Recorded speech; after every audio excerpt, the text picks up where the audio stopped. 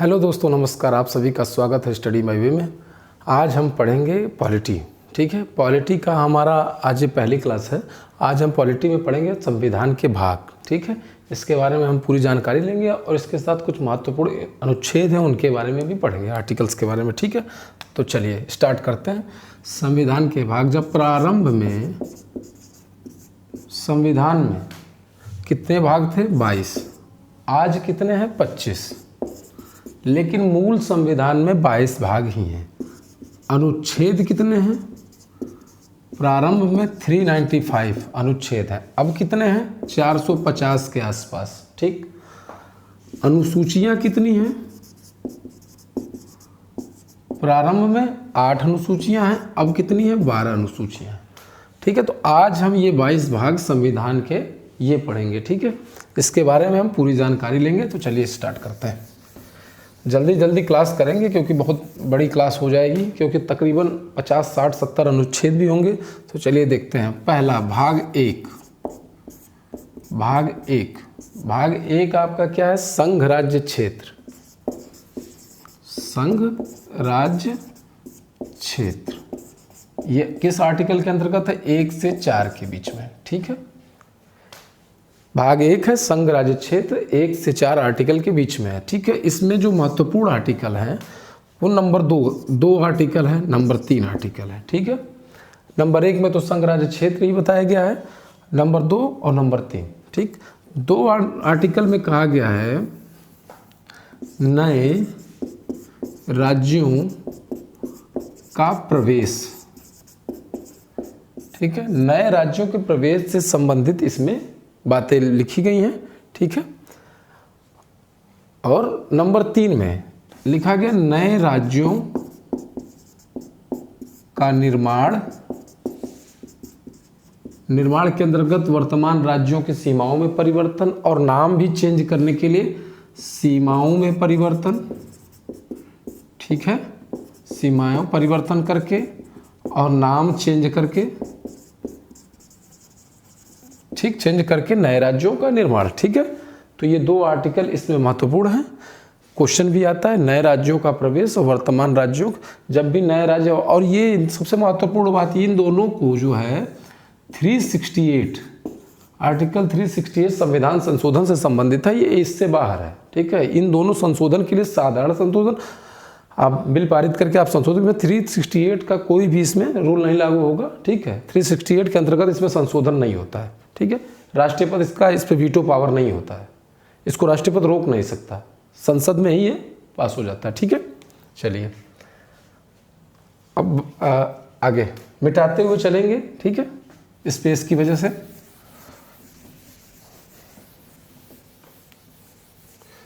भाग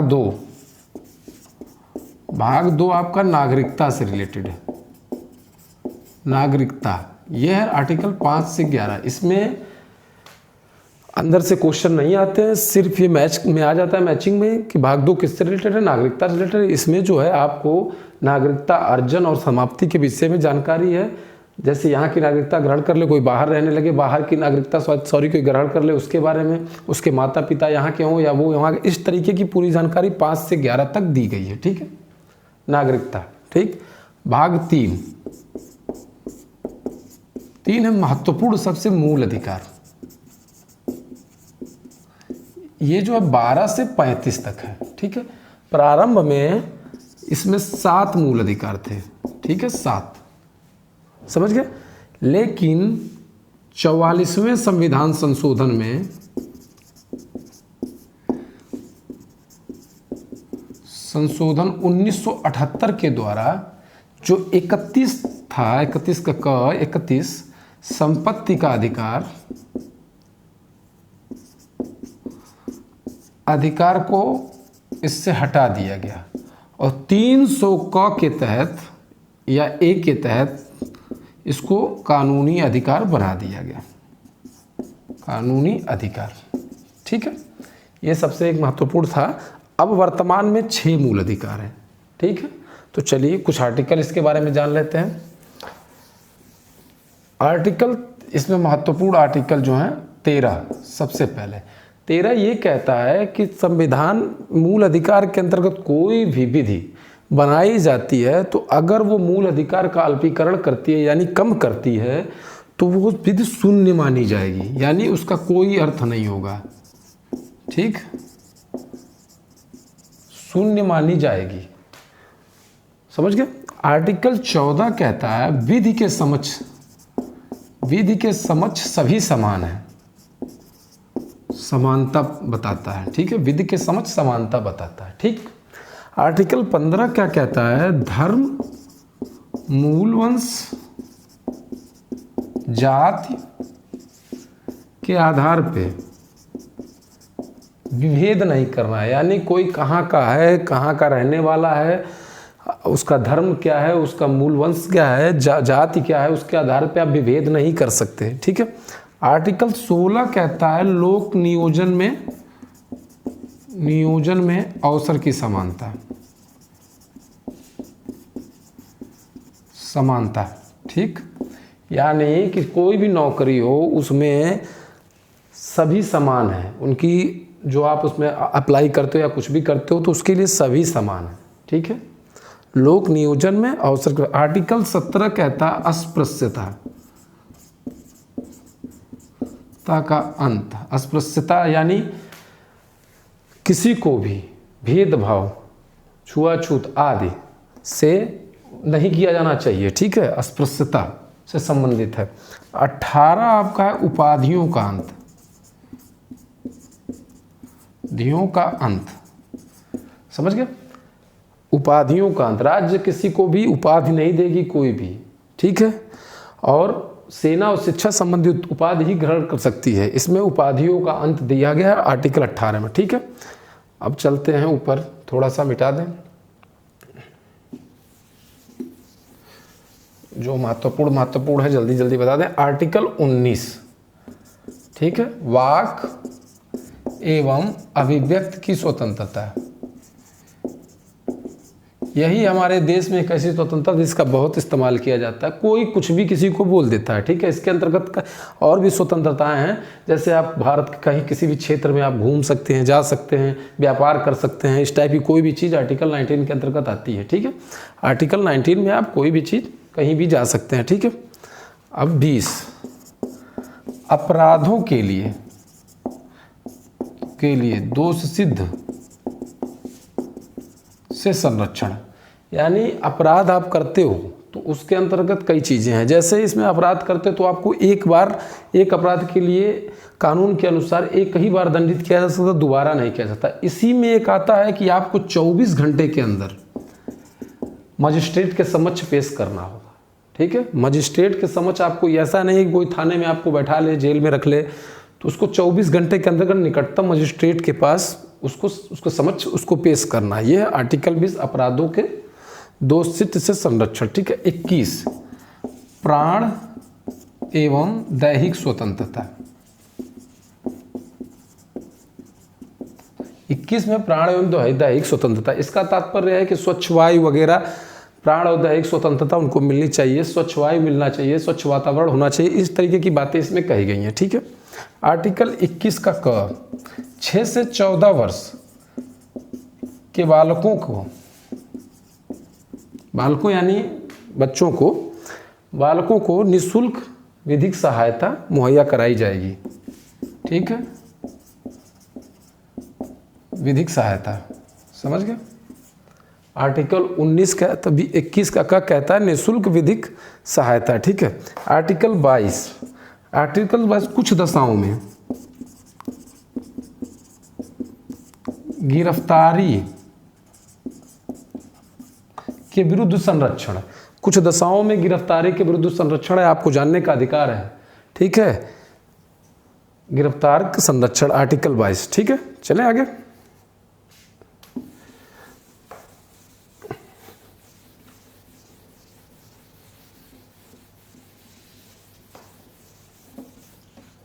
article 23 Baalath श्रम, दुर्व्यापार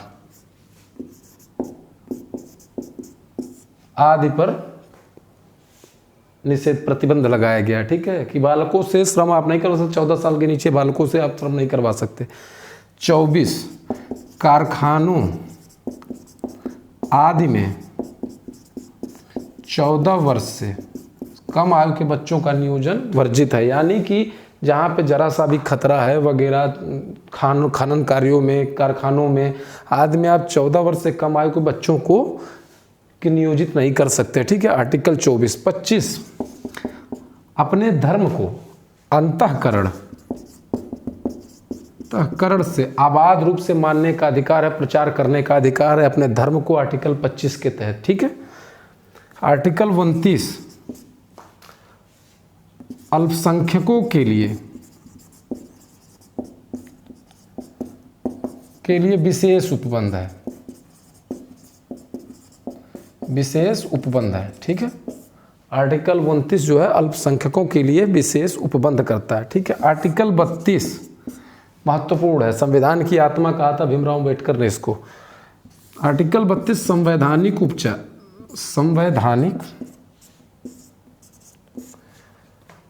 उपचार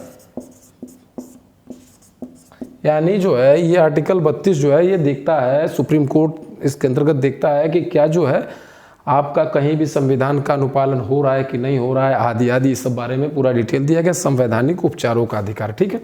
चलिए मूल अधिकार हमारा यहाँ पे खत्म हो गया, थोड़ा जल्दी जल्दी करते हैं, ठीक।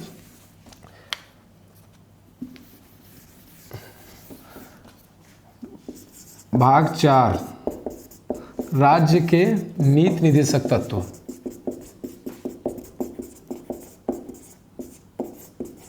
तत्व 36 से 51 तक है, ठीक है। भाग 4 में राज्य के नीति निर्देशक तत्व 36 से 51 तक है। इसमें कुछ महत्वपूर्ण आर्टिकल जो है हम पढ़ेंगे। 39 का क, ठीक है, समान न्याय निशुल्क विधिक सहायता इसी में दिया गया, ठीक है। आर्टिकल 40 ग्राम पंचायतों का गठन इसी में दिया गया है। आर्टिकल 44 यूनिफॉर्म सिविल कोड यानी समान नागरिक संहिता इसी में दिया गया है, ठीक है। 44 हो गया। अब इसमें जो है 48 का क, ठीक है, 48 का क पढ़ लेते हैं। 48 का क आपका कहता है पर्यावरण का संरक्षण करना है और वन्य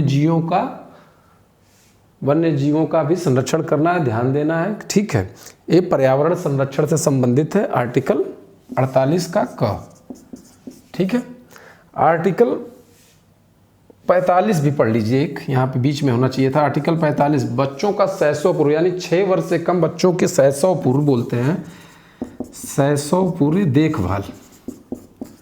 देखभाल और राज्य जो है 6 वर्ष से कम आयु के बच्चों को शिक्षा पर भी विशेष ध्यान देगा, ठीक है। ये इसमें आर्टिकल 45 में दिया गया। आर्टिकल 50 इसमें जो है कार्यपालिका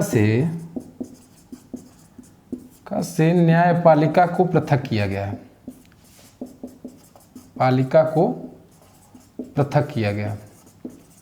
ठीक है। 51 अंतर्राष्ट्रीय शांति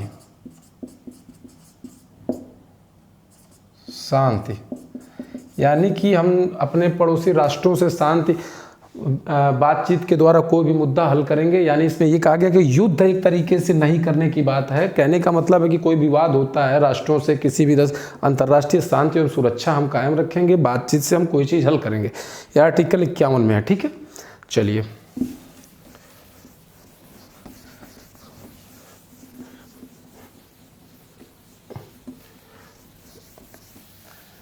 भाग 4 का क, इसमें जो है मूल कर्तव्य बताया गया है। मूल कर्तव्य 51 का क, इसको जो है सरदार स्वर्ण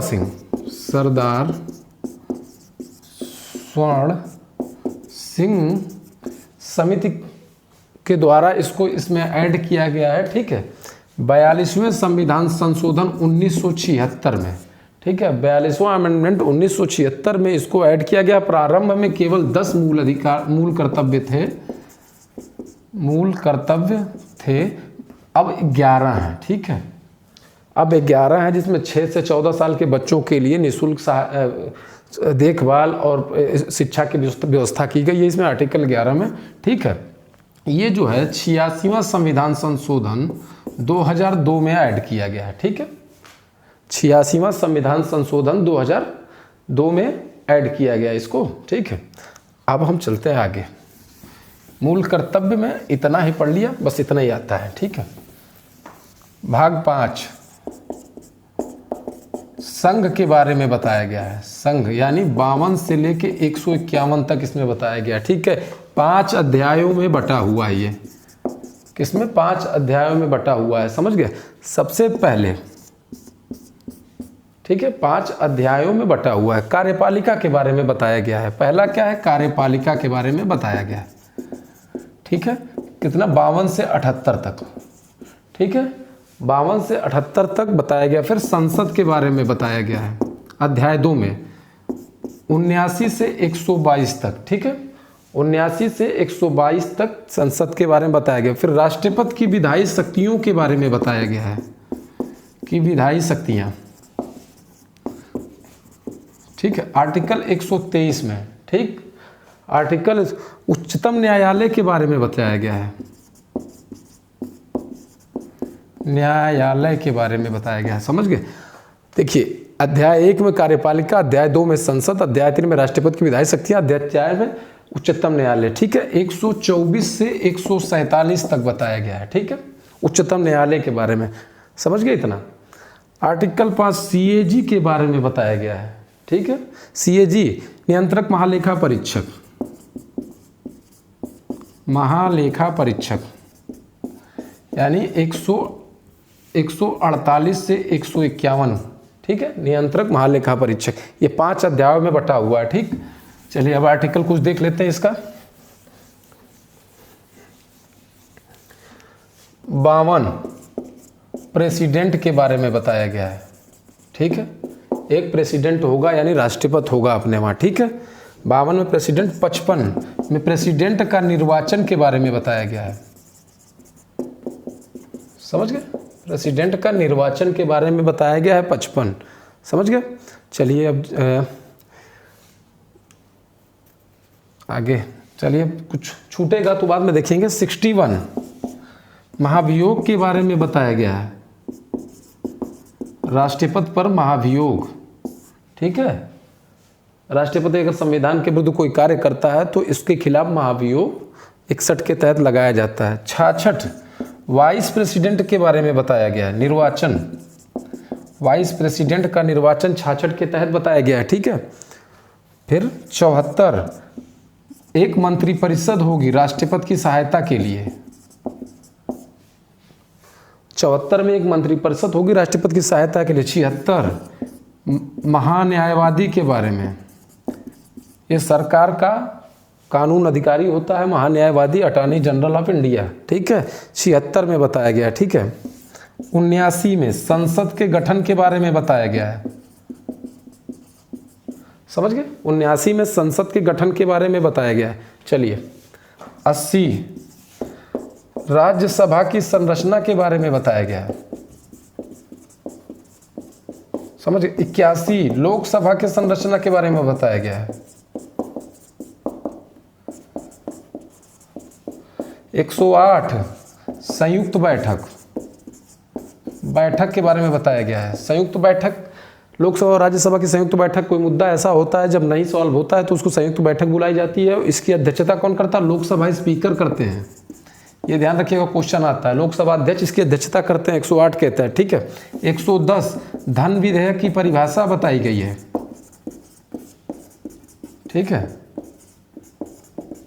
112 बजट के बारे में, लेकिन बजट शब्द नहीं लिखा हुआ है यहाँ पे, वार्षिक वित्तीय विवरण लिखा हुआ है, समझ गए। 112 वार्षिक वित्तीय विवरण। ठीक है, जल्दी।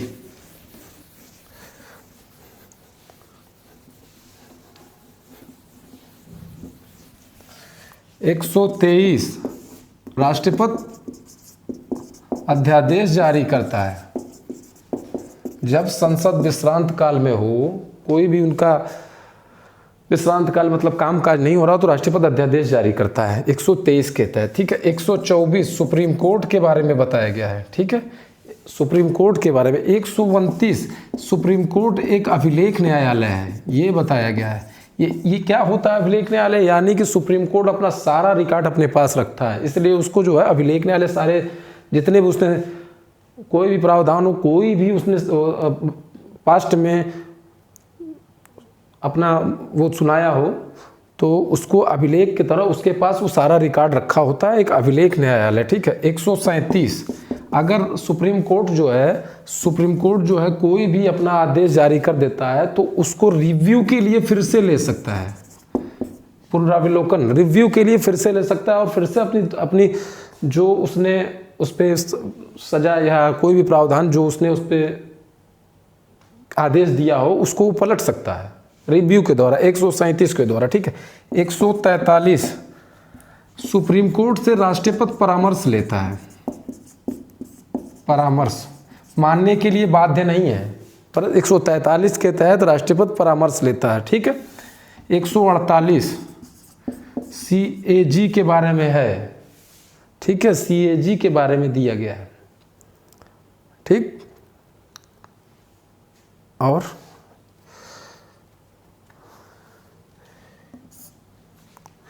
Comptroller auditor general. ठीक, CAG के बारे में दिया गया। 155 गवर्नर की नियुक्ति राज्यपाल की नियुक्ति से संबंधित है। ठीक है, 155 गवर्नर की नियुक्ति से संबंधित है। 161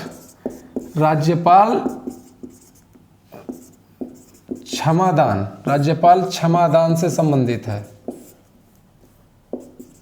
ठीक है, 61 जो है राष्ट्रपति से संबंधित है। ठीक है, सॉरी 72 राष्ट्रपति से संबंधित है, और 161 राज्यपाल के क्षमादान से संबंधित है। इसमें गुण परिहार आदि होता है। इसमें जो है सजाओं को कम भी किया जा सकता है, माफ भी किया जा सकता है। यहाँ तक कि 72 के तहत कसाब ने भी राष्ट्रपति के पास अपना क्षमा याचना भेजी थी। ठीक है, जो कि रिजेक्ट कर दिया था राष्ट्रपति ने, समझ गए। तो ये क्षमादान से रिलेटेड है। 165 जैसे 76 के तहत केंद्र में महान्यायवादी होता है, वैसे 165 के तहत राज्य में महाधिवक्ता होता है। राज्य में महाधिवक्ता होता है। हम आगे बढ़ गए हैं पढ़ाते हुए, 51 से आगे बढ़ गए हैं। ठीक है, तो सबसे पहले आर्टिकल ही पढ़ लेते हैं, फिर भाग बाद में जल्दी जल्दी पढ़ लेंगे। ठीक है, 165 राज्य में महाधिवक्ता से संबंधित है। ठीक है, 169 इसमें क्या कहा गया है? इसमें यह कहा गया है कि विधान परिषद का गठन यानी सृजन, इसमें विधान परिषद की समाप्ति या निर्माण या सृजन किया जाता है 169 के तहत। ठीक है, सभी राज्यों में विधान परिषद नहीं होती, शायद अनुमान से 6 राज्यों में विधान परिषद है, जिसमें यूपी भी अपना है। ठीक है, 6 राज्यों में विधान परिषद है। ठीक, 169 के तहत, समझ गए।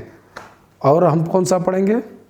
200 इसमें जो है राज्यपाल जब कोई उसके पास विधेयक आता है, ठीक है, यानी विधानसभा से पारित कोई विधान परिषद से पारित कोई विधेयक आता है, तो इसमें विधेयक रोक सकता है, विधेयक राष्ट्रपति के लिए रख सकता है। तो ये विधेयक पर अनुमति, राज्यपाल का विधेयक पे अनुमति से संबंधित है, अनुमति। ठीक है, 213 इसमें राज्यपाल जो है अध्यादेश जारी करता है, अध्यादेश। जैसे 113 में राष्ट्रपति करता है, वैसे 213 में 123 में करता है राष्ट्रपति, तो 213 में राज्यपाल जो है अध्यादेश जारी करता है। ठीक है, अब हम पढ़ेंगे 214 हाई कोर्ट से रिलेटेड है। ठीक है, हाई कोर्ट 214 में हाई कोर्ट के बारे में पूरी बात कही गई है। ठीक है, और जो है 226, जैसे कोई भी जैसे कानून अधिकार या कोई अधिकारों का हनन होता है मूल अधिकारों का, तो लोग क्या करते हैं 26 के तहत, आर्टिकल 32 के तहत सुप्रीम कोर्ट जा सकते हैं। ठीक है, इसमें 5 प्रकार की रिट जारी की जाती है, उत्प्रेषण, अधिकार परीक्षाबंदी, प्रत्यक्षीकरण, ऐसे करके 5 प्रकार की। तो और 226 के तहत वो हाई कोर्ट जा सकते हैं। ठीक है, 226 के तहत हाई कोर्ट जा सकते हैं। तो इसमें रिट जारी करता है, क्या करता है, रिट जारी करता है। और इसमें भी रिट जारी करता है, इसमें सुप्रीम कोर्ट करता है, इसमें हाई कोर्ट करता है। ठीक है, अब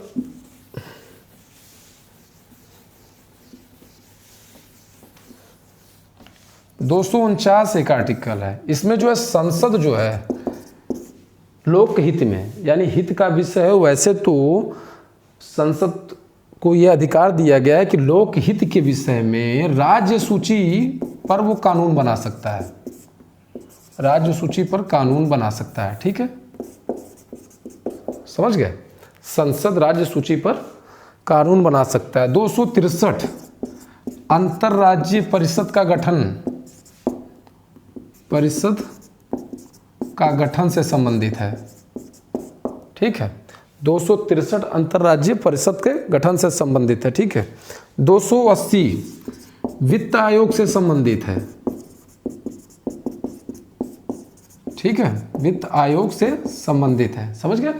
280 बहुत क्वेश्चन पूछा जाता है, 280 किससे संबंधित है, तो वित्त आयोग से संबंधित है। 312 अखिल भारतीय सेवाओं से संबंधित है, भारतीय सेवाओं से संबंधित है। ठीक है, 312 अखिल भारतीय सेवाओं से संबंधित है। 326 एक आर्टिकल है, 326, इसमें लोकसभा में जो है, लोकसभा विधानसभा,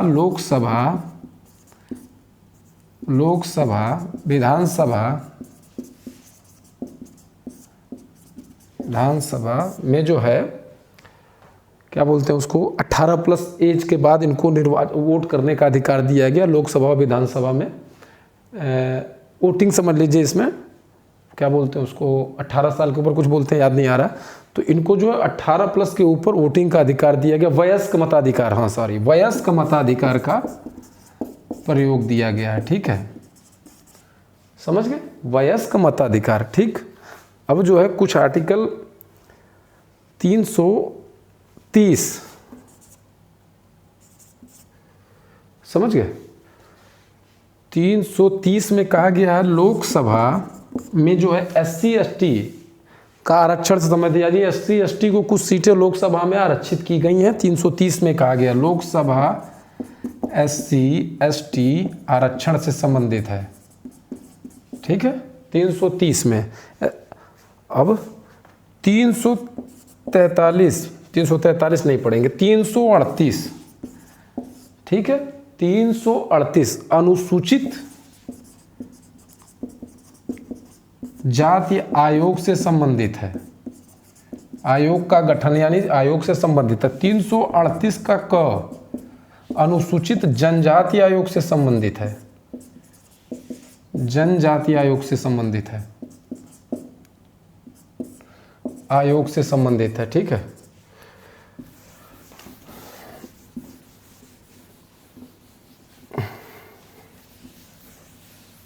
तीन 338 का ख पिछड़े वर्ग के आयोग से संबंधित है। 338 का ख पिछड़े वर्ग आयोग से संबंधित। 343 राजभाषा और लिपि के बारे में बताया कि राजभाषा हमारी हिंदी होगी, लिपि हमारी देवनागरी होगी। ठीक है, लिपि हमारी देवनागरी होगी। ठीक है, 352 राष्ट्रीय आपातकाल के बारे में बताया गया है। राष्ट्रीय आपातकाल क्या होता है कि आंतरिक विद्रोह हो गया या किसी देश का आक्रमण हो गया आदि आदि, इस तरीके से राष्ट्रीय आपातकाल इसमें लगाया जाता है 352 के तहत। 356 संवैधानिक तंत्र जब विफल हो जाए, संविधान के अनुसार कोई राज्य न चले तो राष्ट्रपति शासन लगाया जाता है 356 के तहत। ठीक, 360 वित्तीय आपातकाल, आपातकाल लगाया जाता है, ठीक है, वित्तीय आपातकाल लगाया जाता है। बस तो इतने ही अनुच्छेद हमको पढ़ने हैं, ठीक है। चलिए अब जल्दी जल्दी भाग हम लोग देख लेते हैं, ठीक। भाग 5 हमने पढ़ लिया संघ। अब भाग 6 राज्य से रिलेटेड है, राज्य से रिलेटेड है 152 से 237, ठीक है। इसमें एक और अगर अधीनस्थ न्यायालय जान लीजिए, इसमें एक अधीनस्थ न्यायालय, इसमें 6 भाग हैं, इसमें 5 भाग हैं, इसमें 6 अध्याय हैं, सॉरी। अधीनस्थ न्यायालय के बारे में बताया गया है 233 से 237 तक, ठीक है। अधीनस्थ न्यायालयों के बारे में 233 से 237 तक, ठीक है। हाई कोर्ट के बारे में 214, हाई कोर्ट के बारे में 214 से 232 तक, ठीक है।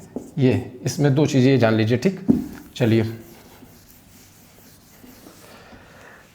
थोड़ा तेज पढ़ा रहा है, ठीक है, कोई दिक्कत नहीं। भाग 7 निरस्त कर दिया गया, ठीक है। भाग 7 को जो है निरस्त कर दिया गया। कब किया गया? 7वें संविधान संशोधन 1956 में, ठीक है। 7वें संविधान संशोधन 1956 में। भाग 8 संघ राज्य क्षेत्र,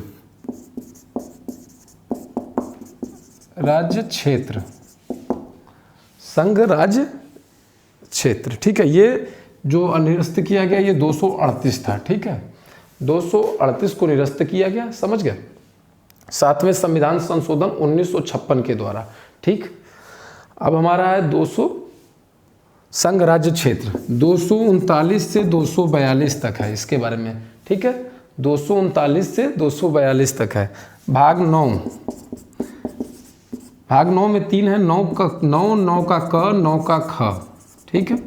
9 का क जो है नगर पंचायत से संबंधित है, पंचायत। 9 का क जो है नगर पालिका से संबंधित है, ठीक है। 9 का ख सहकारी समितियों से संबंधित है, ठीक है। 9 पंचायत, 9 का क नगर पालिका, 9 का ख सहकारी समितियां, ठीक है। ये जो है आपका 73वें संविधान संशोधन 1992 में पंचायत को जोड़ा गया, ठीक है। नगर पालिका 74वें संविधान संशोधन 1992 में जोड़ा गया, ठीक है। और आपका सहकारी समिति 97वें संविधान संशोधन 2011 में जोड़ा गया, ठीक है। आर्टिकल भी लिख लिया जाए।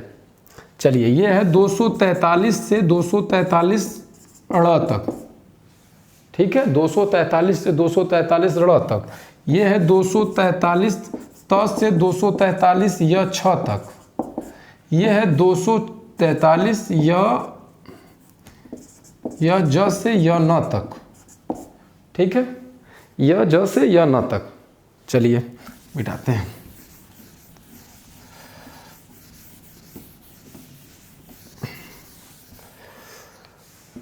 आपको उम्मीद है कि अच्छा लग रहा होगा, ठीक। थोड़ा जल्दी जल्दी पढ़ा रहे हैं। कहाँ तक थे? भाग 9। भाग 10 अनुसूचित और जनजातीय क्षेत्र के बारे में बताया गया है, ठीक है। 244 क, ठीक है। भाग 11 संघ राज्य संबंध के विषय में बताया गया है। इसमें 2 संबंध है। पहला विधायी संबंध है, ये भी प्रश्न आता है। दूसरा प्रशासनिक संबंध है।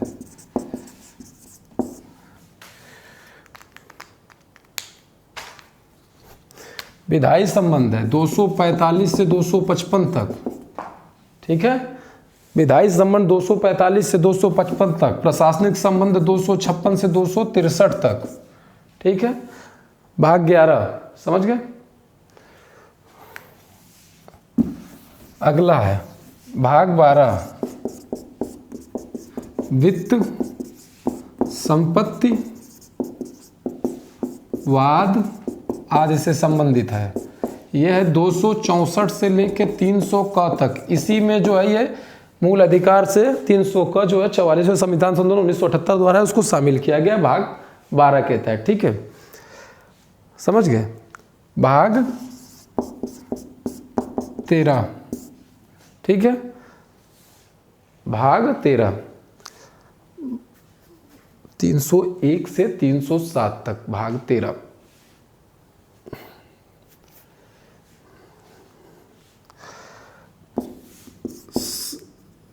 संघ राज्य क्षेत्र के भीतर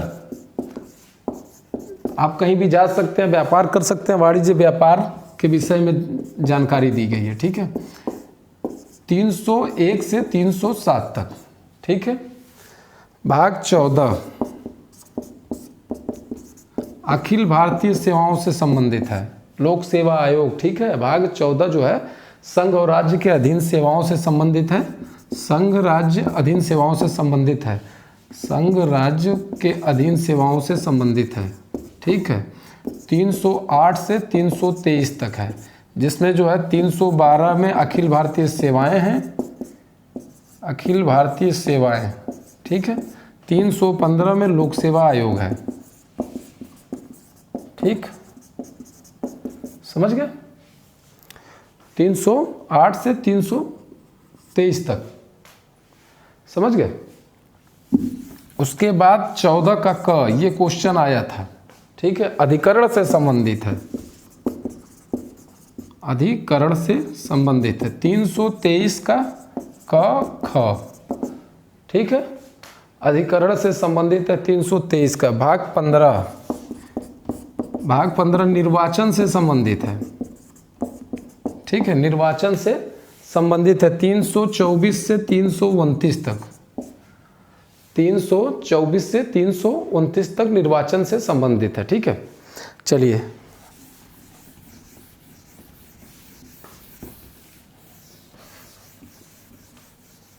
भाग 16 कुछ वर्गों के लिए विशेष उपबंध,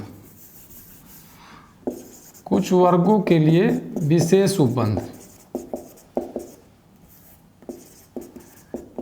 विशेष उपबंध। ठीक है, कुछ वर्गों के लिए विशेष उपबंध। ठीक है, 330 से 342 तक है। ठीक है, भाग 16 330 से 342 तक है। भाग 17 राजभाषा से रिलेटेड है। ठीक है, राजभाषा से रिलेटेड है। 343 से 351 तक है। ठीक है, भाग 18 आपात उपबंध है। ठीक है, 352 से 360 तक, जिसमें अभी हमने पढ़ा 352 में राष्ट्रीय आपातकाल, 356 में राष्ट्रीय प्रशासन, 360 में वित्तीय आपातकाल। ठीक है, भाग 19। ठीक है, भाग 19 आपका जो है प्रकीर्ण से संबंधित है। 361 से 367 तक। ठीक है, प्रकीर्ण 361 से 367 तक। भाग 20 ये पूछा जाता है, ये पूछा जाता है, संविधान संशोधन से रिलेटेड है। आर्टिकल 368। ठीक है, आर्टिकल 368। भाग 20 संविधान संशोधन। भाग 21 अस्थाई संक्रमणकालीन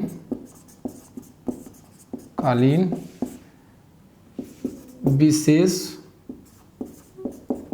उपबंध। 369 से 392 तक। ठीक है, भाग 22 संविधान में जो संक्षिप्त नाम दिए गए हैं, संक्षिप्त नाम आदि से रिलेटेड है। 393 से 395 तक। ठीक है, तो हमने जो है सारा पढ़ लिया संविधान के भाग और कुछ महत्वपूर्ण अनुच्छेद। आपको समझ में आया होगा, उम्मीद है। थोड़ा जल्दी पढ़ाएं क्योंकि क्लास बहुत बड़ी हो जाती है। तो ठीक है, फिर आपको एक बार देख लीजिएगा और कोशिश करिएगा कि याद हो जाए, क्योंकि ज़्यादातर एग्जाम में यही क्वेश्चन आते हैं। ठीक है, तो एक बार पढ़ लीजिएगा और कोई क्वेरीज हो तो हमें बताइएगा, हम कोशिश करेंगे उसको सॉल्व करने की। तो बहुत बहुत धन्यवाद आपका, इतनी देर आपने क्लास में समय दिया। Thank you so much.